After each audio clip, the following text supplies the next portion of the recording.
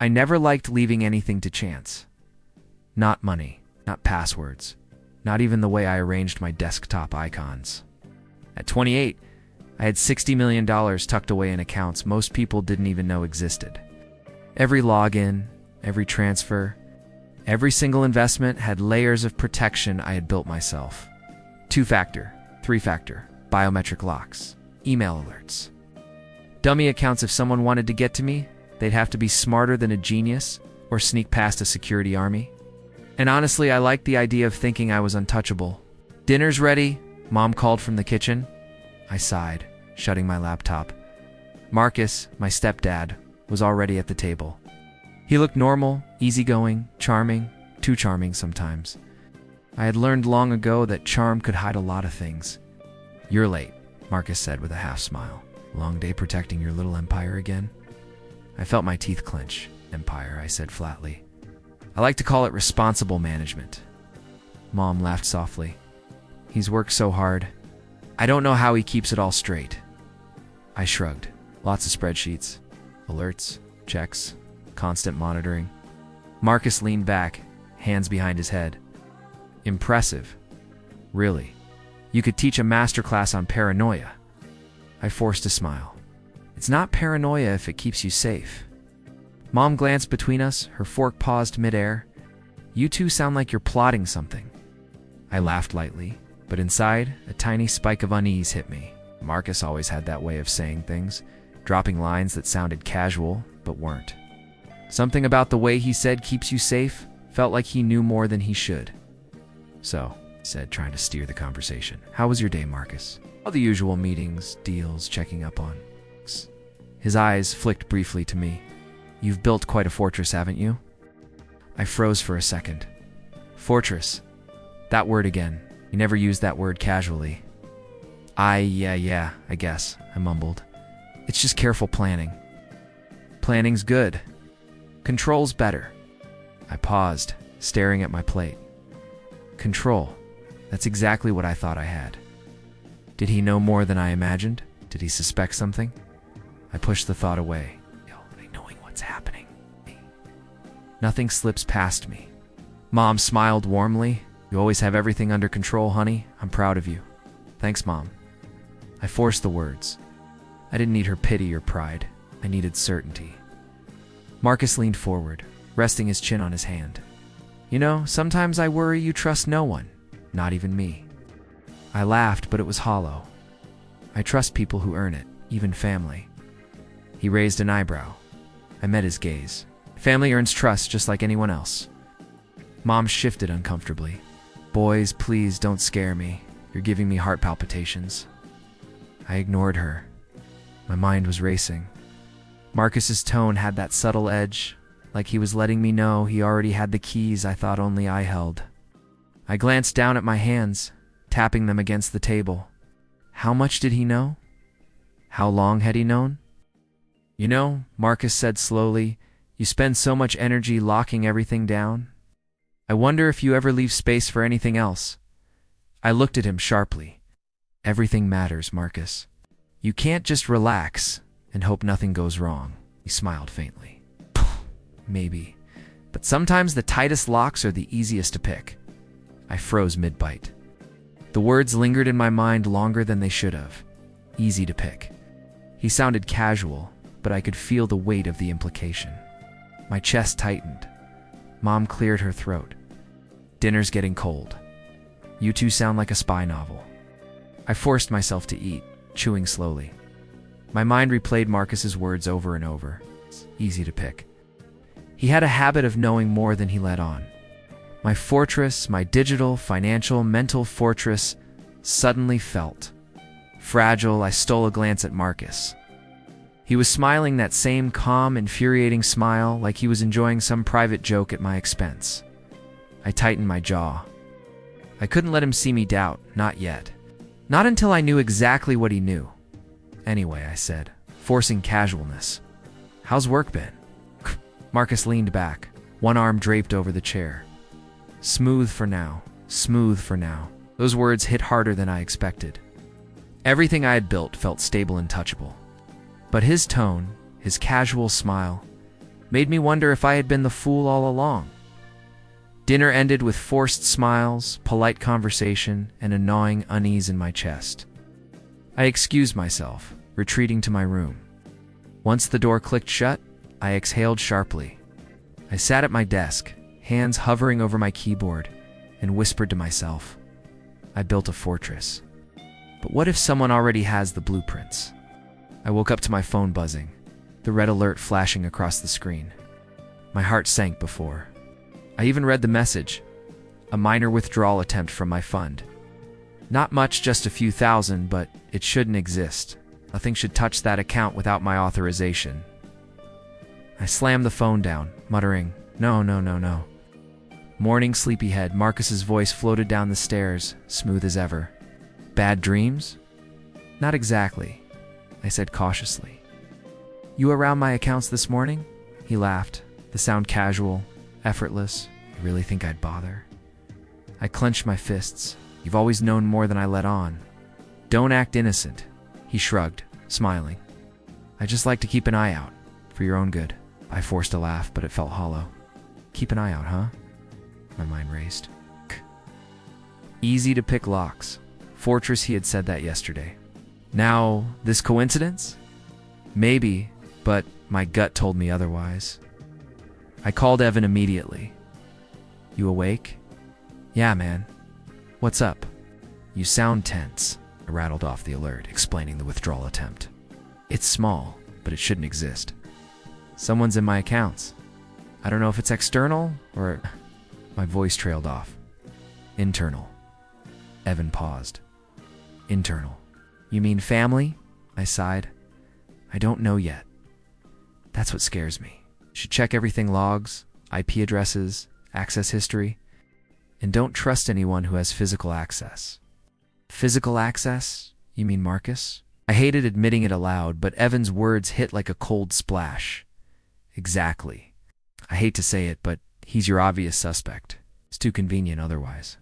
I felt my chest tighten. I know, but it can't be him, right? He'd never would he. Think about it. He's always been around. Knows your routines, your passwords. Don't underestimate someone like that. I rubbed my temples, frustration bubbling. I thought my fortress was untouchable. Nothing's untouchable. Trust no one completely. Check every angle. Now. I ended the call and dove into my system logs. Yes.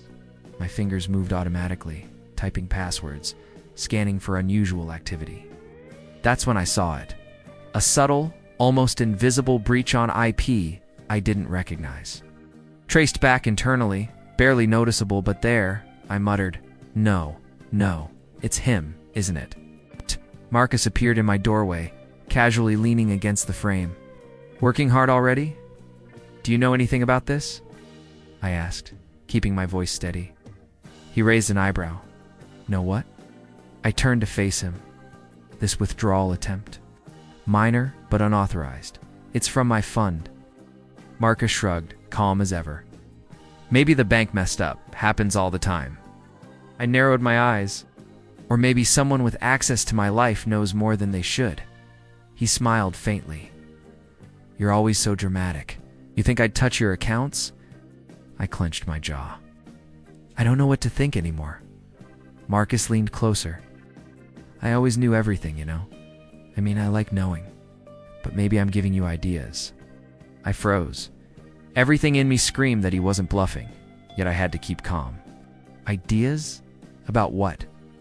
He shrugged, stepping back. Nothing. Just keep monitoring. You're good at it. I felt my stomach twist. That hint, casual as it was, made me realize the breach could very well be him. My fortress wasn't untouchable after all. I called Evan again. Think it's him, Stepdad. I saw the logs. There's a trace. Barely, but it's there. Evan whistled. See, told you.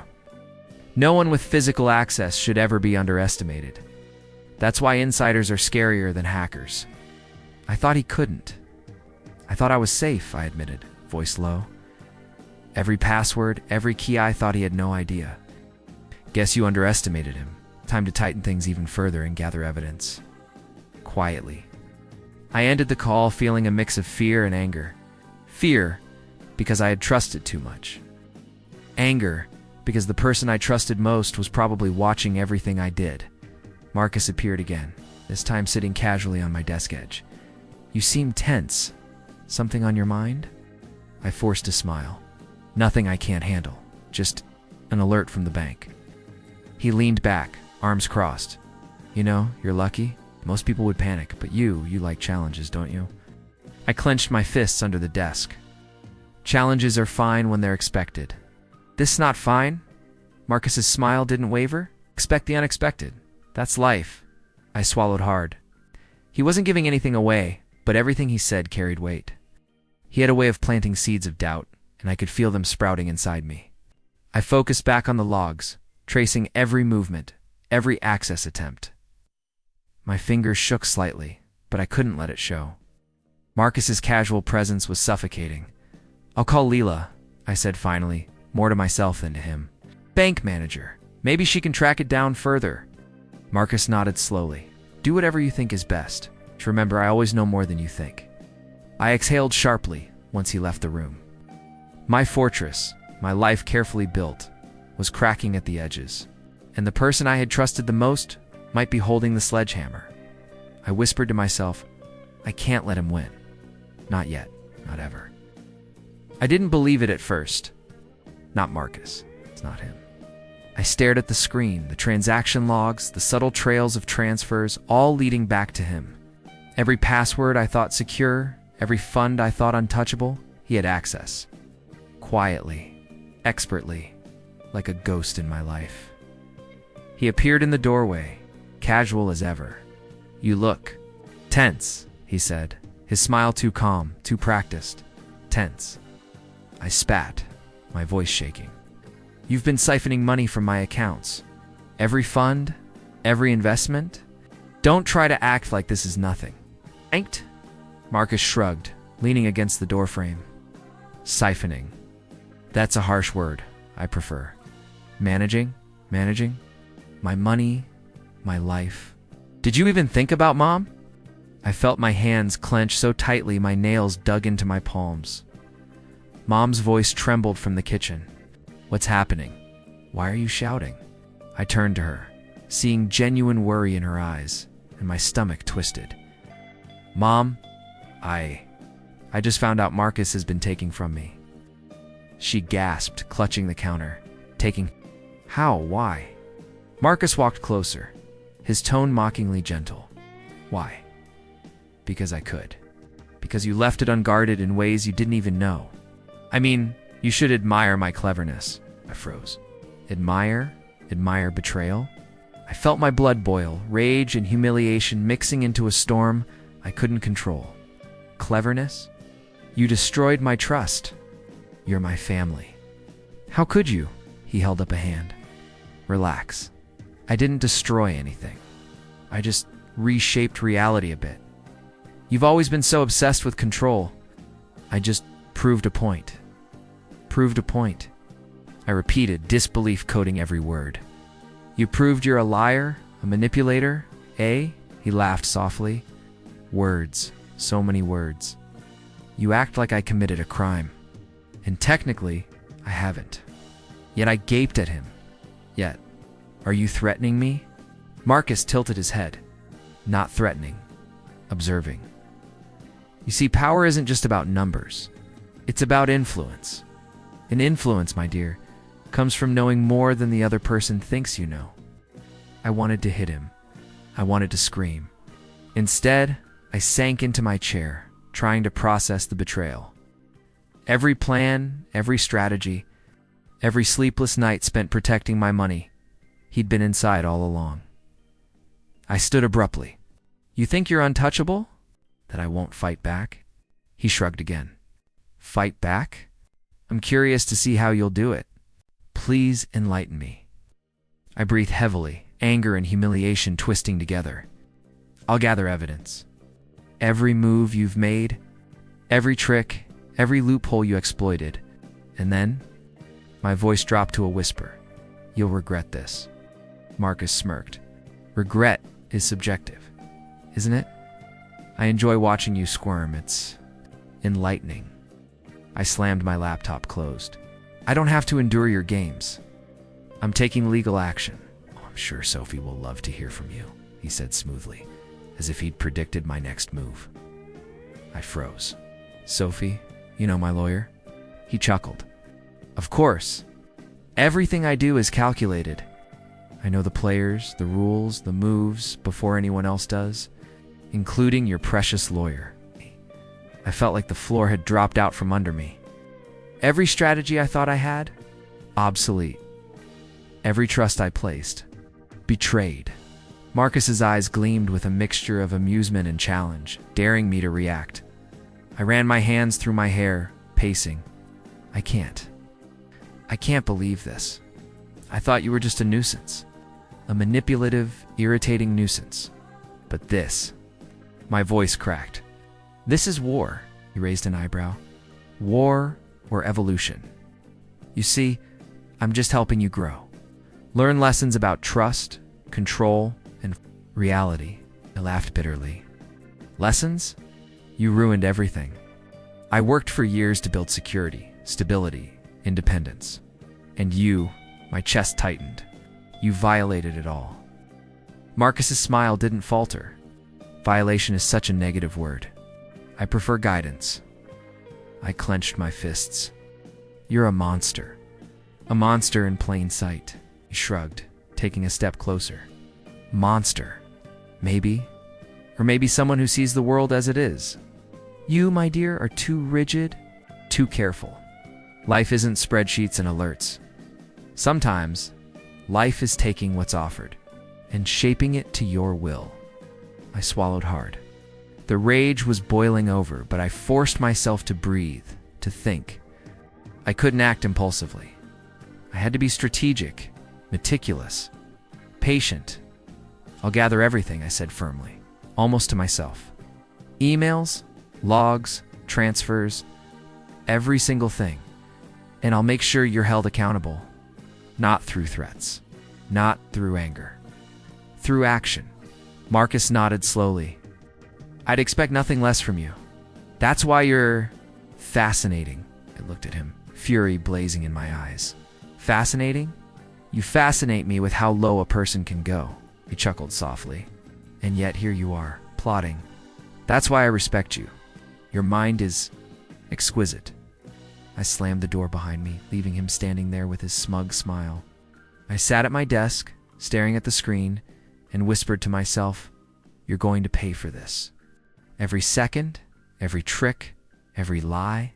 I'll plan it carefully, and when I act, there's no escape. My chest burned with rage and humiliation, but beneath it all, a cold, precise clarity settled in. I wasn't just angry. I was awake. I had been betrayed, yes, but that betrayal had given me insight. Marcus thought he was in control, but he had underestimated me. I opened my laptop again, fingers hovering over the keys. Time to strategize. Every move counted before. Now, every move will count even more. I whispered one final thought before diving into planning, letting the anger fuel my focus. You wanted power over me? You'll regret the day you thought you could take it. I sat in my apartment, staring at the ceiling, replaying Marcus's words over and over. I always knew everything. The sting hadn't faded. Every ounce of trust I had placed in him felt like ash in my hands. I couldn't just react.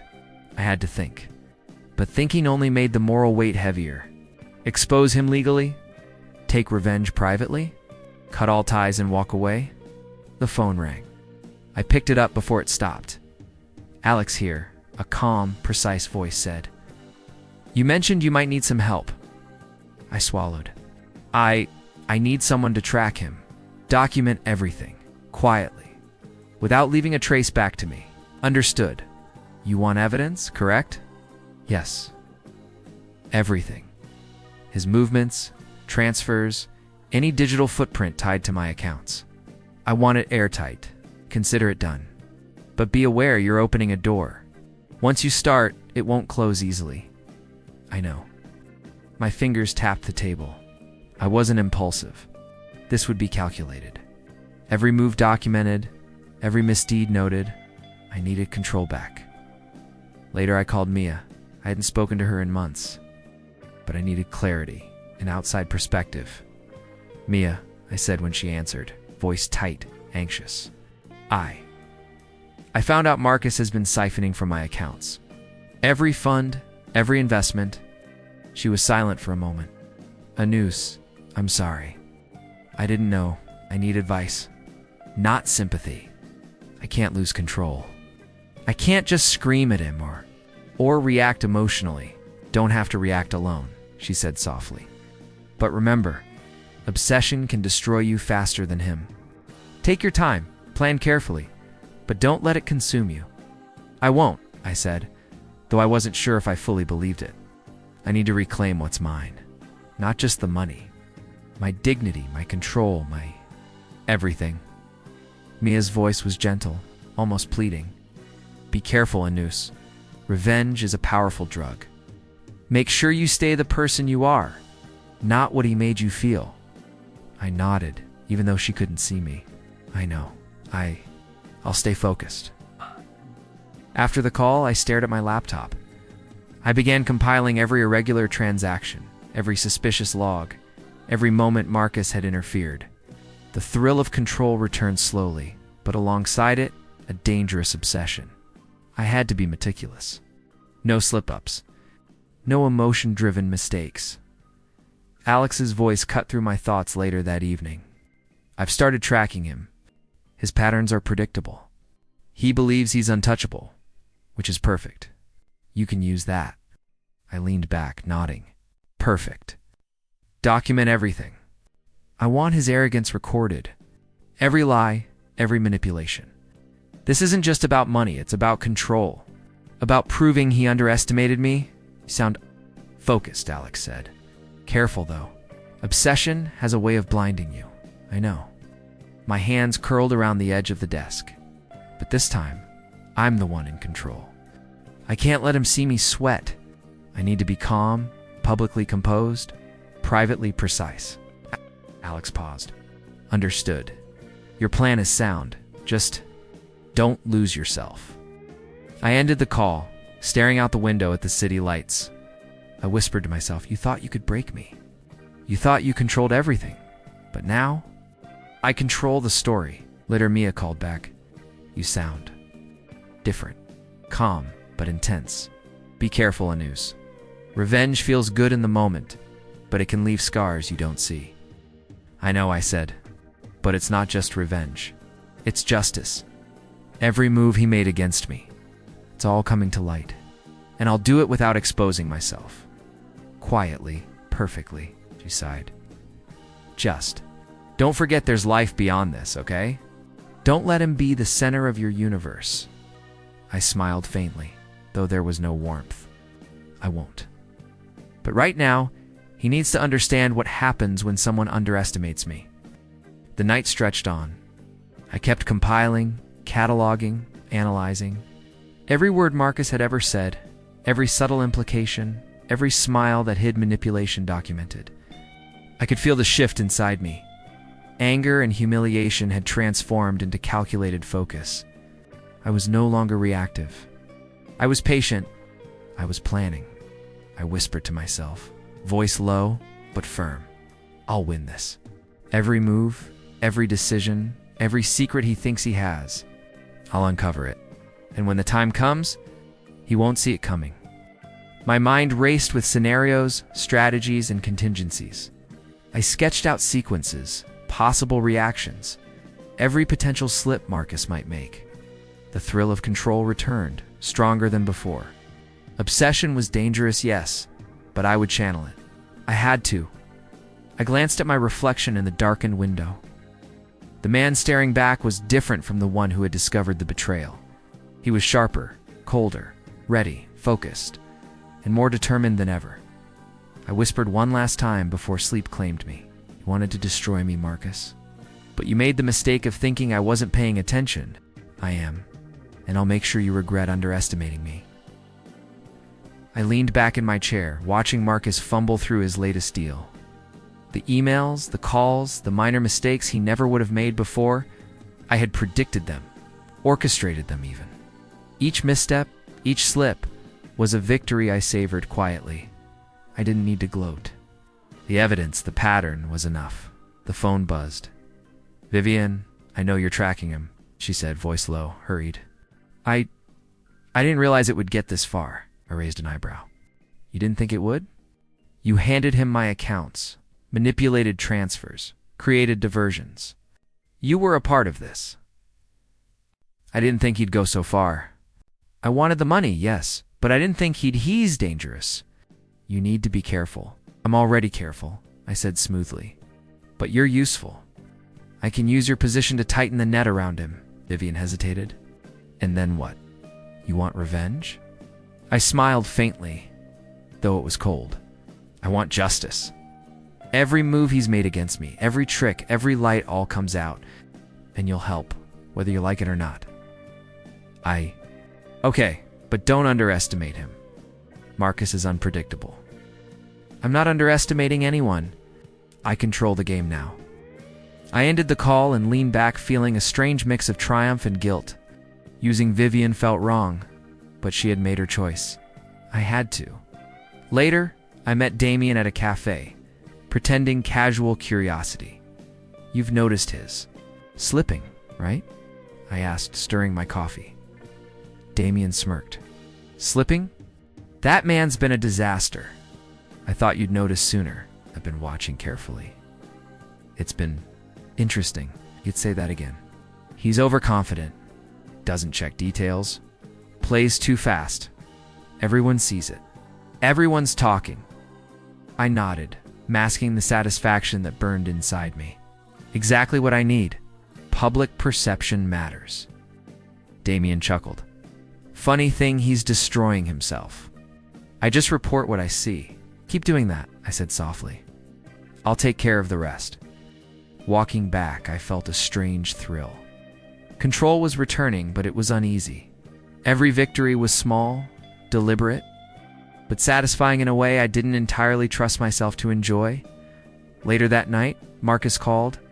His tone was smooth, casual, but there was a tension I hadn't heard before. "You seem different," he said, calmer. "But there's something behind your eyes. You're hiding something." I chuckled lightly. "Calm me. I think you're the one who's losing control. Losing control.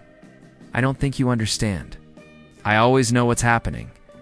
I smiled, deliberately slow. "Do you? Because you seem distracted lately. A deal here, a mistake there. Everyone's noticing. Your confidence. It's faltering." Marcus's laugh was sharp, tense. "You think you can predict me? Control me? You underestimate what I can do." "Maybe," I said. "Or maybe you underestimated me. That's the difference." The line went silent for a moment, then he muttered, "Watch yourself." I hung up, feeling the rush of triumph, but also that lingering unease. He had begun to suspect, and suspicion was dangerous. I had to be careful, precise, invisible. The next day, Vivian called again. "I have info. He's planning to shift some assets. I can manipulate the sequence to expose him."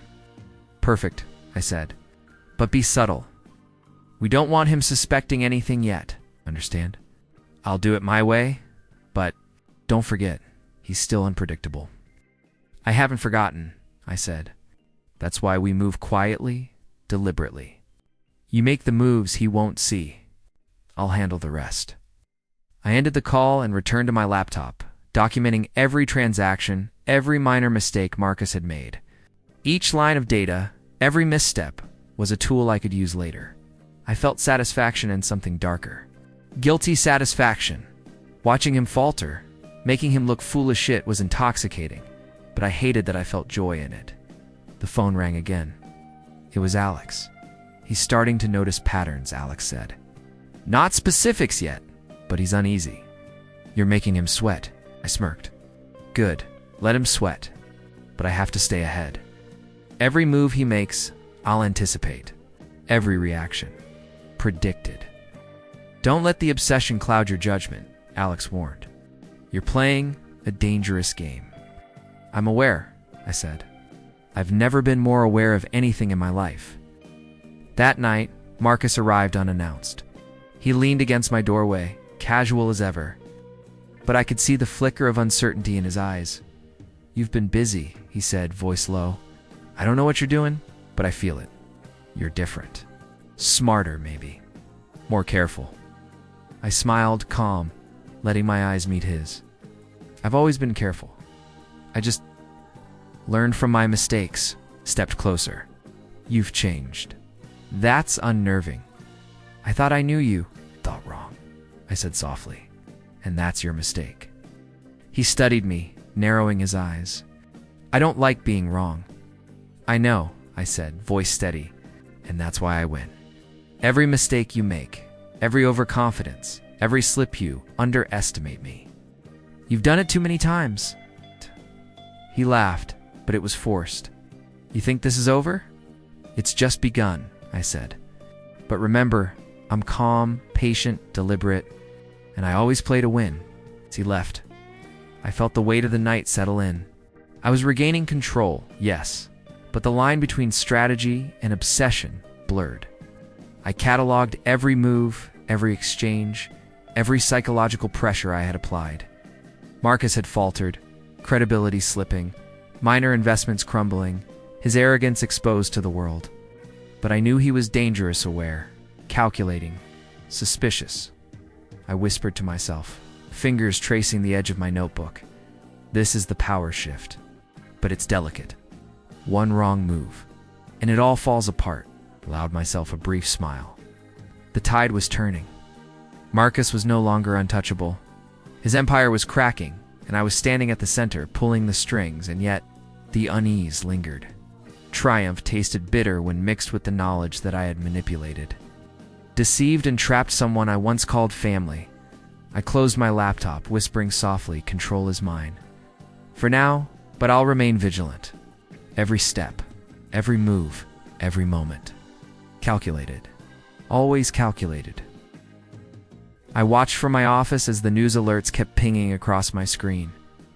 Marcus's empire was crumbling. Deals he thought were secure were falling apart, investments failing, partnerships dissolving. Each headline was a small vindication, a quiet thrill, but also a twinge of melancholy. Justice felt good, but the bitterness of what it took to achieve it lingered. My phone rang. "Vivian." "It's happening," she whispered urgently. "He's making a desperate move. Trying to secure assets before everything collapses. He doesn't see you coming." I leaned back, fingers steepled. Perfect. Let him run blind. Let him make mistakes. That's how it ends. I feel bad, you know," she admitted quietly. "He's reckless. But he's human." I exhaled slowly. "I understand. But humans make choices." And he made his. By the time Marcus appeared at my door that evening, the streets were quiet, the city lights reflecting off the glass. He looked disheveled, a shadow of the man who had once stood untouchable. "Annis," he said, voice low, almost pleading. "We need to talk." I motioned him in. "Sit. Let's talk." He hesitated but complied, lowering himself into a chair with uncharacteristic humility. "I miscalculated," he said, eyes darting to the floor. "I thought I was untouchable. I thought I controlled everything." "You did control something," I said quietly. "For a while, but you underestimated me, and you underestimated consequences." He looked up, meeting my eyes for the first time in weeks. I didn't realize how far it would go. I thought I could manage it, bend the rules, get what I wanted. But I lost control. "You did," I said. "Completely. And you've been left with nothing but the echoes of your own choices." Marcus ran a hand over his face. "I didn't mean for it to end like this. I thought I could take it all and I would never be caught. I didn't think you'd be smart enough to anticipate me." I leaned forward, voice steady but calm. "I'm not smart. I'm cautious, meticulous, observant. You gave me openings, Marcus. You revealed yourself at every turn. Every arrogance, every miscalculation, you made my job easy." He laughed bitterly, the sound hollow. Easy? Nothing about this feels easy. I didn't say it felt easy, I said. You made it possible. You underestimated me, and now it's over. Your influence is gone. Your credibility is gone. The people who mattered have seen you for what you are. Marcus looked away, shame and disbelief battling across his face. I thought Mom would. His voice faltered. I thought I could manipulate her, play the part, keep appearances. I shook my head. Mom deserves better than lies and deceit. So do I, but she's lucky she doesn't have to know everything. What you did stays here between us now. He swallowed hard. And you don't hate me? I paused, studying him. Rage had burned through me, yes, but now it felt empty, like smoke after a fire. I don't hate you, Marcus. I won't waste what energy I have left on hate. I feel closure. That's enough. Let out a long, shuddering breath. Closure. I wish I could undo it. Then you've learned the only way to undo this, I said, voice even. You accept the consequences. You live with the fallout of your choices. And you don't underestimate anyone ever again. He nodded slowly. I see that now. Too late, but I see it. I rose from my chair, walking around the room, feeling the strange mixture of satisfaction and melancholy. I had regained control over my life, my money, my dignity, and yet it had cost me. It had cost me sleepless nights, obsession, trust. I wasn't the same man who had discovered Marcus's betrayal. I was sharper, yes, stronger, yes, but also scarred. Vivian called later. It's done. He's exposed. The final moves backfired. Everything you predicted. Good, I said softly. He had to see what happens when arrogance blinds you. But make sure he can't recover. Not fully. I've documented everything. The evidence is airtight. I exhaled, closing my eyes. Thank you for helping me maintain control without letting it consume me entirely. She hesitated. You feel different, don't you? I do, I admitted. This journey, it changed me. I'm not naive anymore. I'm cautious, precise, aware. But there's a weight I can't shake. Watching someone fall, even someone like Marcus, it leaves marks. She was silent. That's human. Yes, I whispered. Human and necessary. Justice isn't always clean, but it's real. And I'll carry the scars to remind myself not to underestimate anyone and never again to trust blindly. The next day, I received a call from Damien. He's finished. Public humiliation, social isolation, financial loss. People are talking about him like he's a cautionary tale. I smiled faintly. Then the lesson is complete. Let the world see what happens when someone ignores consequences. Damien chuckled. You're calm for someone who orchestrated it all. I've learned, I said softly, that calm is the strongest weapon. Rage clouds judgment. Strategy wins battles. By evening, I sat alone in my office, reviewing the last few transactions, the evidence, the timeline. Marcus had made his moves, miscalculated, and fallen. The network of lies he built was collapsing under its own weight. The psychological tension he created for months had evaporated. Leaving him hollow and exposed, I whispered to myself, You thought you could control everything, Marcus. But control is fleeting. And arrogance is a trap. There was a quiet knock at the door. Mom peeked in, smiling faintly. Are you okay, honey? I smiled back, genuinely this time. I'm okay, Mom. Things are settled. She nodded, stepping inside. You look tired, but stronger. Did you get through it? Yes, I said, voice calm. It's over. I've learned a lot, and I survived. She reached for my hand, and for the first time in weeks, I felt a semblance of peace. The fight, the obsession, the strategy, it had consumed me, but now the storm was behind me.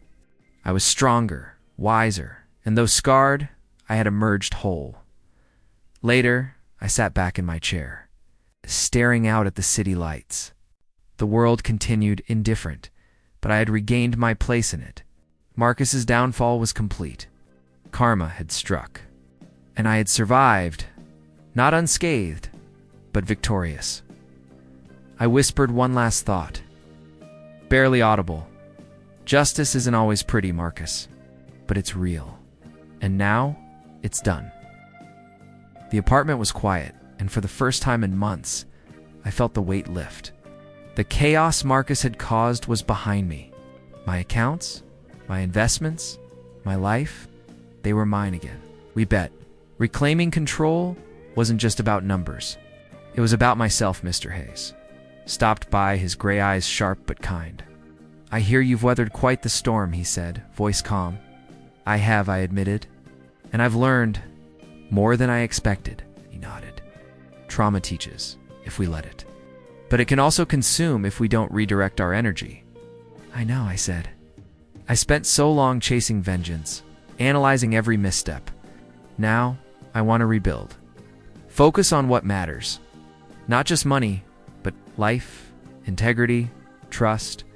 Good, he said, leaning back. It's time to invest in yourself, Annis. Build resilience, strengthen relationships, pursue things that give meaning. That's true power. I looked at him, thoughtful. It's hard to forgive internally, even if Marcus can never be forgiven externally. How do I move past that bitterness? Mr. Hayes smiled softly. You acknowledge it, learn from it, and then channel it into growth. You don't need to forgive him for him. You forgive yourself for staying strong, for not letting him break you. I nodded slowly, absorbing his words. I think I can do that. I have to. Later that afternoon, Clara walked into the office. She carried a notebook, her hair catching the sunlight. My heart skipped, but I reminded myself, cautious steps. Trust had to be earned, slowly, carefully. Hi, Annis, she said, voice warm but steady. I've heard a lot about your recent challenges. I smiled faintly. Challenges is one word for it. Catastrophic betrayal might be another. She chuckled lightly. I'm glad you survived. And more importantly, that you're rebuilding, that's what counts. I'm trying, I said. Rebuilding isn't just about my accounts. It's about me, learning boundaries, finding people I can rely on again, and focusing on purpose beyond wealth. Clara nodded. Purpose. That's important. I think you'll find it's more fulfilling than anything Marcus or anyone else ever controlled. We discussed small projects, philanthropy, socially responsible investments, ventures that mattered beyond numbers. Every word, every plan felt like healing. I realized how much energy I had wasted in anger and obsession. Now, that energy could fuel growth, change, and careful happiness. I paused, looking out the window. The city was alive, indifferent to what had happened, but I felt my own life returning to rhythm. It's strange, I admitted. After all that, I feel lighter, and yet scarred. The lessons, they're painful, but necessary. Clara smiled softly. Scars remind us we survived. That's strength. I let out a slow breath. Strength? Yes, I have it now. But I also have clarity. I know who I am, what I value, and what I won't allow again. Boundaries are reinforced. Toxic ties severed. I won't make the same mistakes. Mr. Hayes had warned me, but experiencing it firsthand gave the words gravity. I felt the shift inside me. Control wasn't about monitoring every move of others. It was about knowing myself, trusting selectively, and living deliberately. That evening, I called Mom. She answered with a soft, familiar warmth. Mom, I said, I want you to know, everything's settled. Marcus is no longer a threat. I'm reclaiming our life, our family, as much as I can. Oh, and Ness, she said, voice trembling, I'm proud of you. You endured so much. I'm stronger for it, I said, and I want to focus on the future, on growth, on what we can build without fear of betrayal looming over us. She sighed, relief in her tone. I'm glad. And I trust you'll guide us well. Yes, Mom, I said softly. I will. Later, alone, I reflected on everything. Marcus's betrayal had been devastating, but it had revealed weaknesses, strengths, and truths about myself. I had faced rage, humiliation, obsession, and emerged with clarity. Life was fragile. Trust was precious. Boundaries were necessary. I whispered to myself, I won't forget the pain, but I won't let it define me. I survived. I grew. I rebuilt. The phone buzzed Clara again. Dinner tomorrow? She asked. I smiled, cautious but willing. Dinner sounds good. I'd like that. Good, she said. We'll keep it simple. No pressures. Just conversation. I leaned back in my chair, letting the evening calm settle over me. Trust was tentative but possible. Happiness was tentative but possible. Rebuilding wasn't just about accounts. It was about life, relationships, purpose. I had survived betrayal, engineered justice, reclaimed control, and now I was ready to live. Mr. Hayes' words echoed in my mind. True power is not just survival. Ness, it's growth after survival. I smiled faintly to myself. Then growth it is. I glanced at my laptop, the accounts balanced, the philanthropic plans outlined, notes from meetings with Clara and Damien, lists of lessons learned, and reminders of boundaries. Every detail reflected my focus, my regained control, and my conscious choice to move forward. I whispered. Almost reverently, I forgive myself for the obsession, for the anger, for the mistakes I made in trust, and I forgive life for teaching them to me this way. I am ready. For what comes next? Clara texted again. See you tomorrow? I typed back, looking forward to it, sitting back. I realized that the journey had left scars, yes, but it had also crafted a stronger version of me. The world hadn't changed, but I had.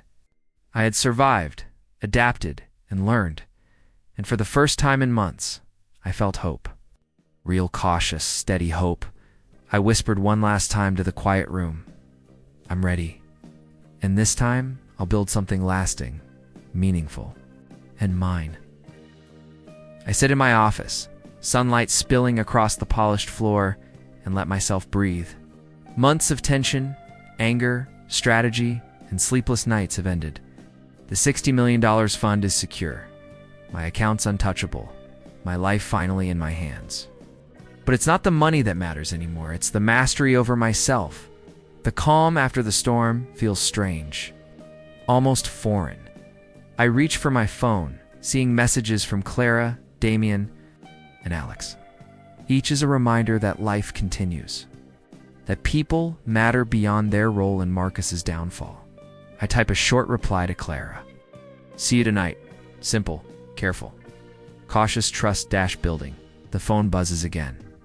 Marcus, I stare at the screen for a moment, thumb hovering over decline. I don't answer. He has disappeared from my life, and I do not seek to destroy him further.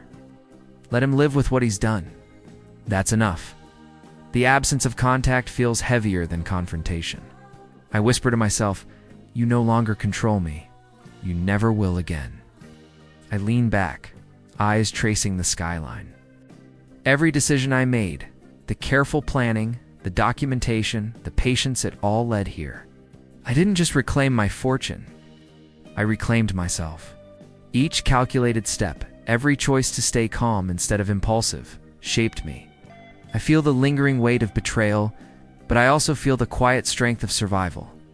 I remember the dinner with Mom, the conversations with Mia, the tense calls with Alex, the psychological sparring with Marcus. Each moment was a lesson, each interaction a test. I think back to the first alert, the tiny breach in my fund, and the panic that consumed me.